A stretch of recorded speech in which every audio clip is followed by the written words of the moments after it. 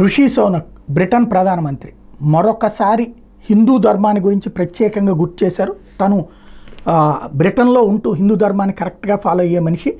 వాస్తవంగా బ్రిటన్లో 10 లక్షల మంది వరకు హిందూ ఓటర్లు ఉన్నారు. ఇప్పుడు అసలే ఋషి సోనక్ గవర్నమెంట్ పడిపోయే పరిస్థితి, అంటే టోటల్గా ఎన్నికల్లో ఓడిపోయే పరిస్థితి వాళ్ళ పార్టీ.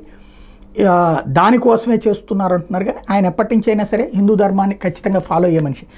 హిందూ ధర్మే తనకు ప్రేరణకు స్వాంతనను అందిస్తుందని భారత సంతతికి చెందినటువంటి బ్రిటన్ ప్రధాని రిషి సోనక్ చెప్పారు. భగవద్గీత మీద పార్లమెంట్ సభ్యునిగా ప్రమాణ స్వీకారం చేసేందుకు గర్వంగా ఉంది. ఫలితాన్ని గురించి ఆలోచించకుండా మన కర్తవ్యాన్ని నిర్వర్తించాలని భగవద్గీత బోధిస్తుందన్నారు. ఋషి సోనక్ భార్య అక్షతామూర్తితో కలిసి లండన్లోని నియాస్టెన్ ప్రాంతంలో ఉన్న స్వామినారాయణ మందిరాన్ని సందర్శించుకున్నారు.